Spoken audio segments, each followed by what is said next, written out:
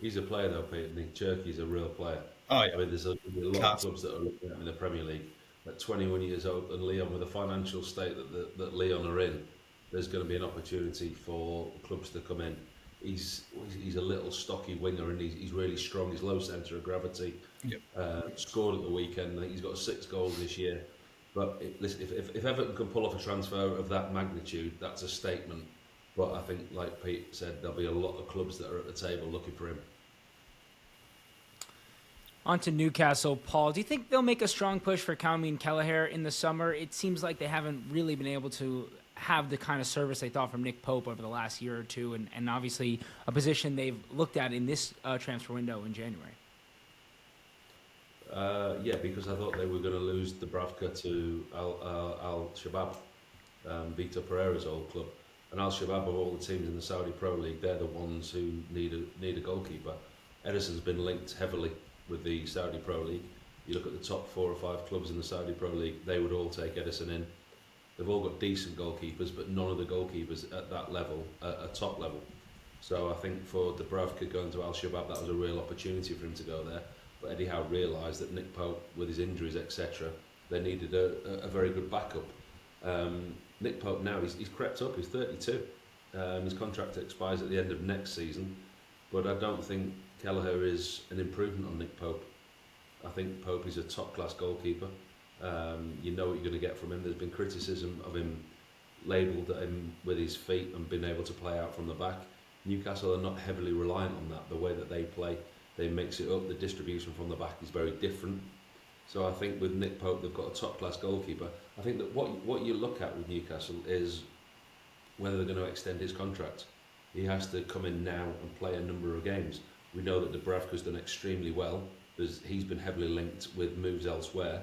But Newcastle now, they're going to want to compete at the top. I've gone on record, we say this week in, week out about Newcastle signing players with the FFP, PSR.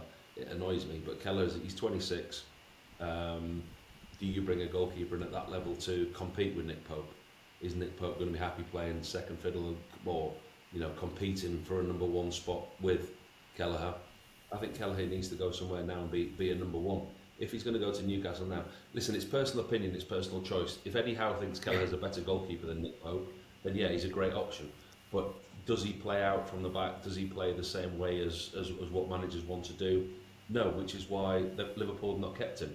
That's why they've gone for Mohamed Ashfali, because they want to play a certain way, and with a goalkeeper at the back, plays with his feet. Kelleher may not be the future of Liverpool, and going somewhere else like Newcastle, who play a different way, that's an option for them. It's a difficult one because I like Nick Pope, and he's a good friend of mine, and I think that he's a top class goalkeeper, and I don't think that his time's done yet. Does he need competition? Yeah, possibly. He's not a better.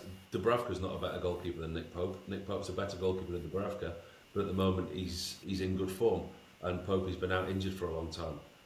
Pope is your number 1. Dubravka leaves, then you bring somebody in to possibly contend with him as a number 1. Maybe plays a certain amount of games, but that's the same situation that Kelleher's in at Liverpool. And unless Kelleher gets the guarantees that he's going to play week in and week out, he's not going to want to move to somewhere like that. And Pete, we know Newcastle have been desperate for a new right winger, even letting Miguel Almiron leave without bringing in that new right winger. But this summer, it seems a guarantee they'll bring someone in. Who are some of the top names on their list for the summer transfer window? Yeah, again, it's a top priority position for Eddie Howe and the recruitment team at Newcastle.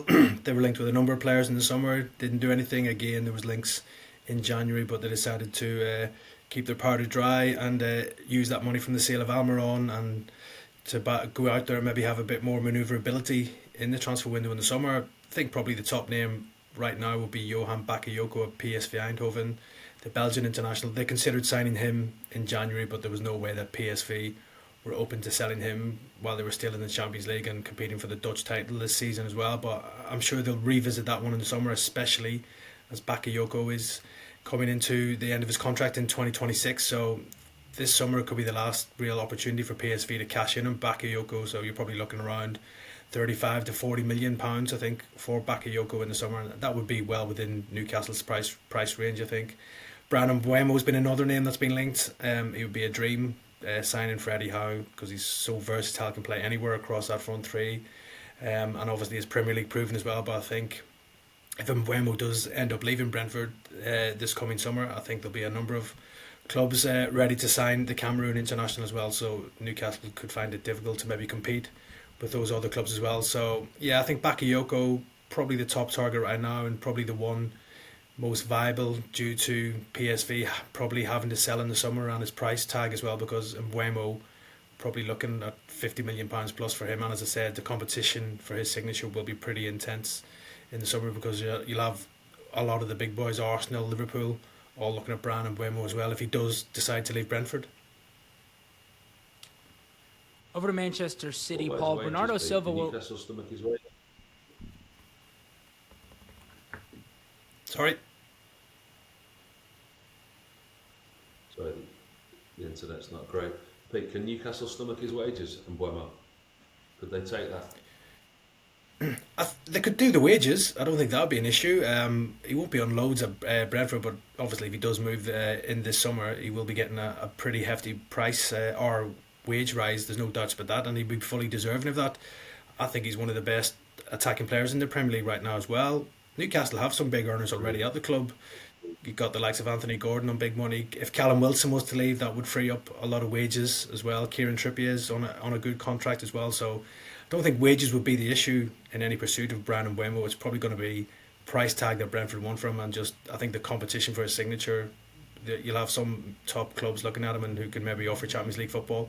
If Newcastle were to finish in the top 5 this season, get Champions League football, obviously that would boost their hopes of maybe landing on Mbeumo. But I think right now Bakayoko probably is the most realistic target.